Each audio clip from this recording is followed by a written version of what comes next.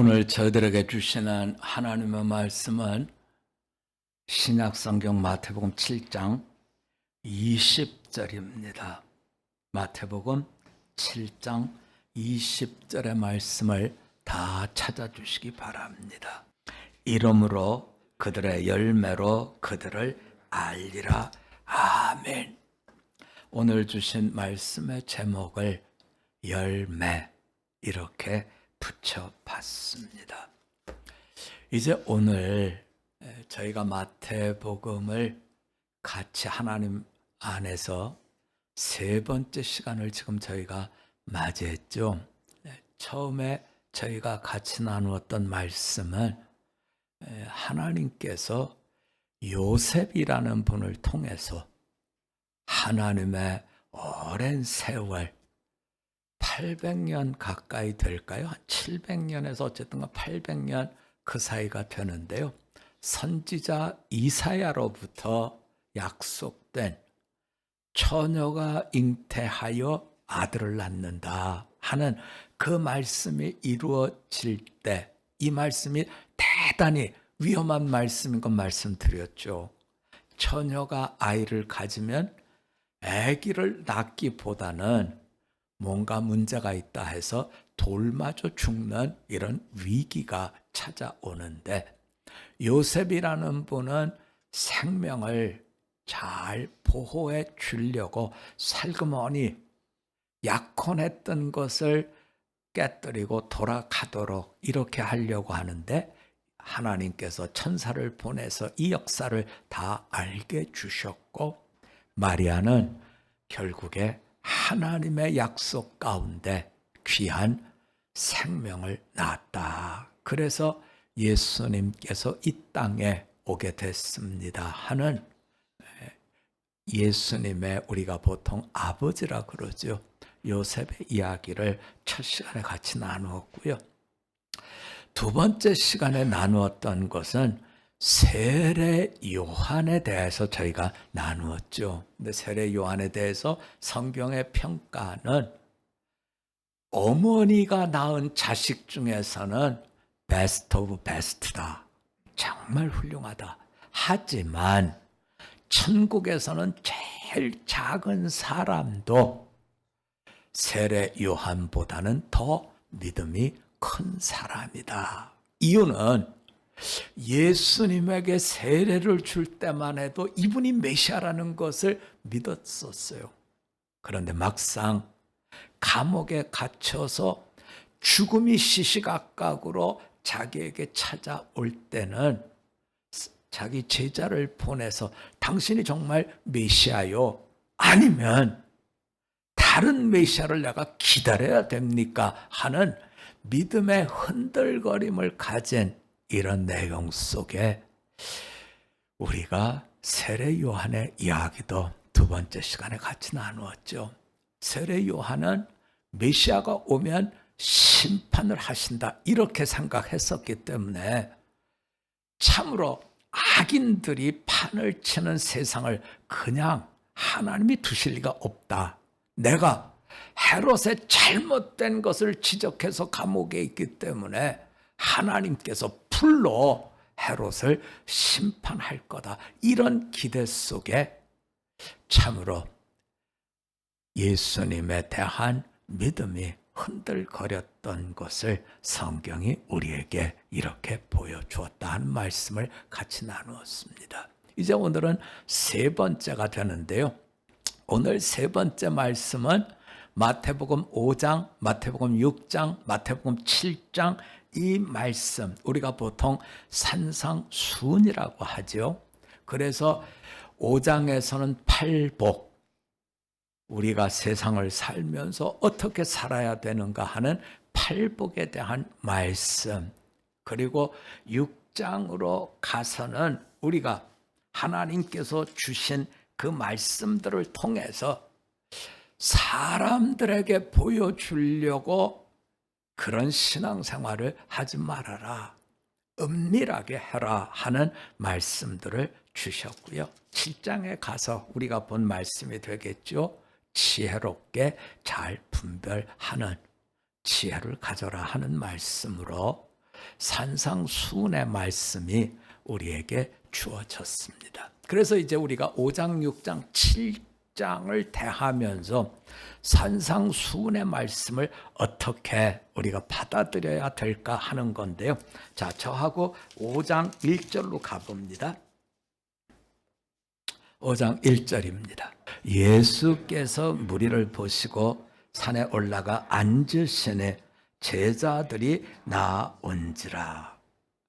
예수님께서 공생애를 시작하면서 우리는 예수님께서 세례를 받고 광야에 나가서 시험을 받고 했던 이 말씀을 잘 기억해요. 그런데 예수님께서 공생애를 시작할 때에 우리에게 중요한 것 한 가지를 가르쳐 주는데 제자들을 세웠다 하는 겁니다. 그때 베드로를 세웠고 안드레를 세웠고 야고보를 세웠고 요한을 세웠다. 다른 말로 표현하면 예수님께서 이 땅에 하나님의 나라를 세울 때 사람을 통해서 세운다 하는 말씀을 우리가 먼저 마음속에 두시면 좋겠고요. 그래서 예수님은 제자를 뽑으셨습니다. 그런데 이제 5장 1절로 가보면 예수님 앞에 사람들이 몰려 무리가 지어져서 이렇게 올 때에 예수님은 산에 올라가 앉으시고 제자들이 앞으로 나오더라. 여기서 무리와 제자 이 두 단어가 나옵니다. 뭐가 다른 건가요? 하는 질문을 우리가 해봐야 되죠. 무리와 제자는 예수님을 만나려고 나온 건 똑같아요. 그런데 제자는 내 모든 것을 내려놓았다는 거죠. 우리가 한번 그 부분을 좀 보려고 하는데요. 4장으로 가셔서요. 20절을 한번 볼까요? 4장 20절입니다. 다 찾으셨나요? 한번 같이 볼까요? 시작. 그들이 곧 그물을 버려두고 예수를 따르니라. 이분들은 어부잖아요. 근데 그물을 버렸다는 거예요. 자, 22절로 가봅니다. 같이 봅니다. 시작. 그들이 곧 배와 아버지를 버려두고 예수를 따르니라. 배와 아버지를 다 버려두고 예수를 따랐다. 그래서 무리와 제자는 뭐가 다릅니까? 그러면 제자는 예수님을 따르는 부분에 있어서는 똑같은데 무리도 마찬가지고요. 제자는 버려두고 내 원하던 것들을 내려놓고 이러면서 따르는 분들이 제자가 됨을 성경은 이렇게 일깨워 주고 있는 것이죠. 그래서 여러분 지금 산상수훈의 말씀이 우리는 얼핏 사람들 모두에게 주신 말씀처럼 우리는 생각하는데 마태는 그렇게 기록하고 있는 게 아니라 무리가 쭉 오니까 산으로 올라가셔서 그 무리들이 산 밑에서 말씀을 해줬는데 제자들에게 말씀이 집중해서 들을 수 있도록 주어졌다 하는 말씀을 우리가 받으면 좋을 것 같아요. 다른 말로 표현하면 산상수훈은 내 소원을 내려놓지 않으면 지나가는 바람과 같습니다 하는 거죠. 우리가 산상수훈의 말씀을 잘 받기를 원한다면 우리도 제자의 자리, 내려놓고 들으려고 따르려고 하는 제자의 자리로 오셔야 이 말씀을 들을 수 있습니다. 그래서 이제 우리가 5장의 말씀은 우리가 보통 팔복이라 그러죠. 심령이 가난한 자가 복이 있습니다. 애통하는 자가 복이 있습니다. 이렇게 말씀을 주시는데요. 자, 애통하는 자 복이 있습니다. 심령이 가난한 자 복이 있습니다. 이 모든 것들은 하나님과 우리와의 관계를 어떻게 해야 되는가 하는 걸 보여주고 있는 것이죠. 언제든지 하나님 안에서 든든하게 서가셔야 됩니다 하는 말씀으로 주시고 있고요.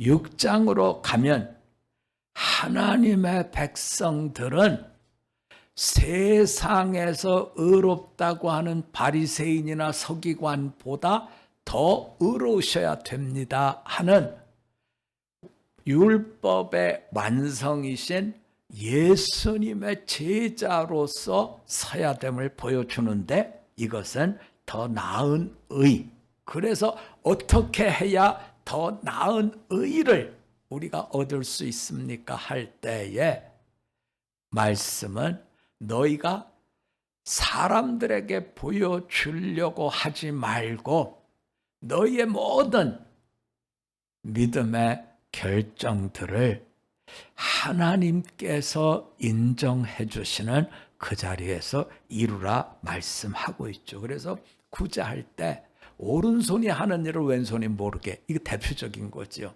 기도할 때 골방에 들어가서, 금식할 때 금식하는 모든 것을 흉악하게 나타내려고 하지 말고 잘 깨끗하게 해서 사람들에게 내가 금식하고 있어 하는 걸 잘 보여주지 않도록 조심하라 하는 말씀을 하고 있죠. 믿음의 길은 사람에게 조심조심 하나님께 내 신앙의 모든 걸 보여주셔야 됩니다 하시면서, 이제 하나님께서 우리들에게 주시는 바, 믿음의 사람들에게 주시는 선물 중에 선물은 너희는 염려하지 말라는 겁니다. 우리 한번 같이 해볼까요? 하나님은 나에게 염려하지 말라 하십니다.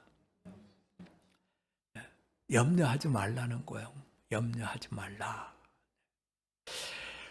우리가 어떤 일들이 목전에 있을 때 많은 걱정을 하죠.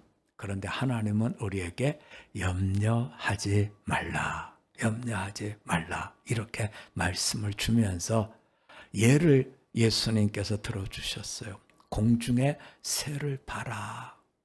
농사 짓지 않지 않느냐. 저 창고에다가 들여놓지도 않지 않느냐. 그런데 아버지께서 다 먹여주시지 않느냐. 들에 핀 꽃을 봐라. 저 꽃이 길쌈도 안 하지만 얼마나 아름답게 자기의 모든 것들을 누리고 있는지 보라 하는 말씀을 주고 있는 것이죠. 그래서 우리가 마음속에 산상수훈의 여러 가지 행동에 관한 말씀도 있지만 특별히 내게 주시는 바는 염려하지 말라 이렇게 말씀을 주고 있어요. 지난 1월 또 12월 말 이때부터 이제 본격적으로 입시가 진행이 됐는데 저희 교회에서는 이번에 3명의 학생이 입시를 봤어요. 그 중에서 이제 우리 최영환 집사님네 진우가 있고요. 또 양희정 집사님네 손주 기범이가 있어요. 근데 뭐 어느 손가락 하나 깨물어서 안 아픈 손가락이 어디 있겠어요. 진우도 내일 발표인데 하나님이 좋은 길 인도하신다 이렇게 믿고 있고요. 기범이는 3번째 시험을 본 거예요. 3년째. 그런데 첫 해는 자기가 소원했던 의과대학을 못 가고 연세대학교 공과대학을 갔어요. 2번째는 또 의대를 가고 싶었는데 의대를 못 가고 이번에는 약대를 갔어요. 그런데 계속 의대를 가고 싶어서 또 3번째 시험을 봤는데 3번째는 의대를 못 가고 한의대를 갔어요. 그래서 이제 집사님이 저한테 목사님 우리 기범이가 한의대를 갔어요. 그래서 아이고 잘 됐네요 그랬더니 받아들이는 표정이 그렇게 기쁜 표정은 아니시더라고요. 그런데 저는 그렇게 생각해요. 여러분 우리의 인생은 우리 계획대로 되는 건 하나도 없어요. 네. 제가 늘 말씀드리지만 하나님의 계획 가운데 우리는 순종자로서 참여할 뿐이지 내가 계획했다고 이루어지는 건 없다는 것이요. 우리 이제 진우가 내일 발표를 할 텐데요.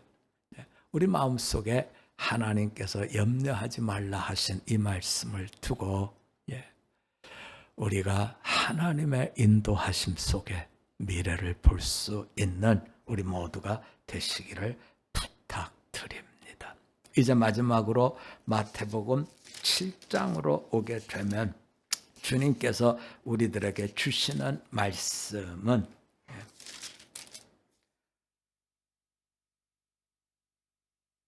지혜에 대한 말씀이에요. 분별에 대한 말씀입니다. 비판하지 말아라. 그리고 구하고 찾고 두들겨라. 그리고 너희가 이 땅을 살면서 하나님의 가치를 가졌다고 하면 좁은 문으로 들어가고 너희가 신앙생활을 잘하느냐 하는 것은 열매로 보게 된다 하는 말씀을 주고 있죠. 저는 이 산상수훈 5장, 6장, 7장을 묵상하면서 탁 하고 머리에 걸리는 게 있댔어요, 여러분. 산상수훈의 말씀은 회복을 주시기를 원하는 주님의 마음입니다. 그런데 이 말씀은 어디서부터 흘러왔느냐면 에덴 동산에서부터 흘러왔어요. 하나님께서 에덴 동산의 모든 걸 다 만드시고 거기에 아담과 하와를 살게 했는데 그들은 하나님과 동고동락할 수 있는 믿음이 아닌 불신의 마음을 가졌기에 추방을 당했고 결국에 그 불신으로 인해서 이렇게 우리는 어렵고 어려운 나그네 길을 계속 걸었던 것이요. 이런 우리에게 하나님께서 이제 산상수훈을 통해서 하나님의 회복을 주시는데 제가 이 말씀을 묵상하면서 걸리는 게 있어요. 여러분 산상수훈하면 여러분은 뭐가 생각나나요? 산상수훈에는 이런 요청이 있어요. 누가 너에게 원수가 되었을 때 말씀은 원수를 어떻게 하라는 겁니까? 갚으라는 겁니까? 원수를 사랑하라는 겁니까? 저는 그게 늘 걸려요. 원수가 없을 때는 원수를 사랑하는 게 안 어려운 것 같아요. 그런데 원수가 생기면 용서한다는 게 정말 어렵더라고요. 자다가도 벌떡벌떡 일어나지는 게 원수인데요. 하나님은 우리에게 원수를 사랑하라 그래요. 그래서 이제 산상수훈의 말씀을 쭉 마음속에 두고 기도하면서 하나님, 저는요 산상수훈처럼 살 수 없습니다. 내가 목회를 그만두더라도 정직하게 제가 저를 보면 저는 주님 말씀처럼 산상수훈의 사람으로 이렇게 살 수가 없습니다 하는 제 심정을 새벽마다 하나님께 드렸죠. 그럴 때 하나님께서 저에게 주신 게 있어요. 자, 우리 한번 같이 해봅시다. 신앙생활은 내 실력으로 하는 것이 아니라 은혜로 하는 겁니다. 자, 내 실력이 아니에요. 뭘로 한다고요? 은혜로 하신다고요. 은혜로 하신다고요, 여러분. 오늘 성경이 우리들에게 주고 있는 가장 큰 메시지는 그거예요. 저나 여러분이나 우리의 실력으로는 여기에 나오는 산상수훈처럼 살 수가 없어요. 실력이 모자라요. 너무나 많이 모자라요. 그런데 이렇게 살 수 있는 건 내 실력으로 사는 것이 아니라 은혜로 살아갈 수 있게 해주신다는. 그러면 이제부터 말씀이 풀어져야 되는데요. 여러분, 어떻게 해야 은혜로 살아갈 수 있죠? 자, 우리가 예수님께서 제자를 택한 것에서부터 공생애가 시작이 된다는 말씀을 드렸잖아요. 그런데 그 제자들이 3년 동안 예수님에게 훈련을 받았는데 정작 훈련의 하이라이트라고 할 수 있는 십자가 앞에서 그분들은 다 도망감. 다시 말하면 함량 미달로 하나님께서 다 쫓아버리신 거죠. 이게 우리들의 실력이에요. 그런데 주님은 이들을 다시 다 쫓아가서 부르시고 모이게 하시고 은혜를 충만케 하셔서 하나님의 제자로 살게 하시더라는 거죠. 자, 오늘은 이제 그 말씀만 보고 말씀을 맺도록 하겠습니다. 은혜를 어떻게 주셔야 좋은 열매를 맺을 수 있을까 하는 건데요. 네. 자, 요한복음으로 우리 한번 가볼까요, 여러분? 요한복음 20장 22절입니다. 제가 보겠습니다. 이 말씀을 하시고 그들을 향하사 숨을 내쉬며 이르시되 성령을 받으라.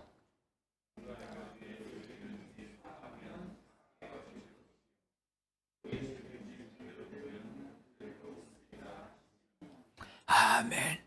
뭘 받으라고요? 성령을 받으라고요. 우리의 실력으로 주님이 주신 그 기준을 우리가 살아내지 못합니다. 어떻게 해야 산상수훈의 기준에 합한 자로 삽니까? 은혜로 살아야 되는데 은혜는 성령을 받으셔야 은혜의 역사가 일어난다는 거죠. 그래서 성령을 받으면 너희가 누구의 죄든지 용서하면 용서하여 치고 누구의 죄든지 그대로 두면 그대로 있는 예수의 나라의 구원의 역사가 이렇게 이루어집니다. 이제 말씀의 결론은 분명해졌어요. 열매로 그분을 하나님께서 평가하시겠다. 좁은 길로 내려가십시오. 하늘에 썩어지는 미랄이 되십시오. 어떻게 될 수 있습니까? 저와 여러분은 원래 출신이 좁은 길 가는 출신이 아니에요. 용서하는 출신이 아니에요. 우리는 저밖에 모르는 그런 죄인이죠. 어떻게? 오늘 말씀은 성령을 받으라. 그래서 죄를 사할 수 있도록 용서하는 믿음의 길을 걷게 됨을 이렇게 보여주고 있는 것이죠. 염려의 문제도 마찬가지입니다. 저하고 여러분은 염려를 몰아낼 실력이 없습니다. 하나님께서 우리에게 주시는 은혜를 입을 때, 성령님께서 우리와 함께 하실 때 우리는 염려를 이겨낸다 하는 말씀이 오늘 우리에게 주시는 말씀입니다. 이제 말씀의 결론입니다. 요 며칠 전에 새벽 기도를 마치고 우리 새벽 기도 하시는 분들하고 이야기를 하다가 이런 이야기가 나왔어요. 목사님, 이제 우리 집사님 한 분이 이사를 가요. 새벽 기도 나오시는 분 중에. 제가 이사를 가면 저 새벽 기도 못 나오는데요. 이러면서 어떻게 하죠? 하는 걱정이에요. 그랬더니 박보혜 목사님이 그러시더라고요. 걱정하지 마세요. 유튜브로 새벽 기도를 보내주겠다는 거예요. 지금 박삼열 집사님이 유튜브 지금 전송하고 있어요. 우리 예배드리는 이 말씀을 전송하는 것처럼 유튜브로 전송해서 제2의 수요일부터 사순절 40일 동안 계속 말씀을 유튜브로 전송해서 어디에 있든지 함께 말씀을 나누겠다 하는 말씀을 주고 계시더라고요. 여러분 다 감사한 일이죠. 일부러 수고를 해야만 이루어지는 일인데 함께 하나님 주시는 은혜 속에 좋은 열매, 성령의 열매를 맺어갈 수 있는 길을 열어주시겠다 하니 감사한 것뿐이지요. 사순절 동안 뿐만 아니라 언제든지 하나님 주시는 은혜의 열매를 성령 충만한 가운데 맺어갈 수 있는 우리 모두가 되시기를 주님의 이름으로 부탁드립니다. 우리 한번 같이 기도드리겠습니다. 하나님 아버지, 주님께서 공생애를 시작하실 때 사람들을 불러서 제자로 삼아 주셨고 많은 무리가 예수님을 따라왔지만 내려놓는 자의 그 믿음을 보시고 제자들에게 산상수훈의 새로운 피조물의 기준을 알게 해주신 것 감사드립니다. 산상수훈의 말씀을 묵상하면 묵상할수록 오그라붙는 것처럼 부끄럽고 죄송할 뿐입니다. 우리의 실력으로는 하나님이 설정해 놓으신 산상수훈 그 자리까지 갈 수가 없습니다. 그래서 저희가 이룰 수 없는 것을 받고 괴로워하면서 기도할 때 하나님은 일깨워 주셨습니다.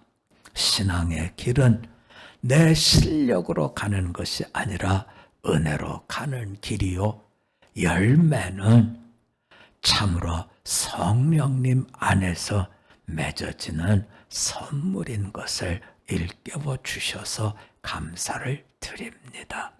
머리 숙인 모든 분들 참으로 성령 충만한 은혜를 입게 하옵시고 날마다 성령 충만한 자의 은혜를 열매 맺게 하여 주시옵소서. 예수님의 이름으로 기도드립니다. 아멘.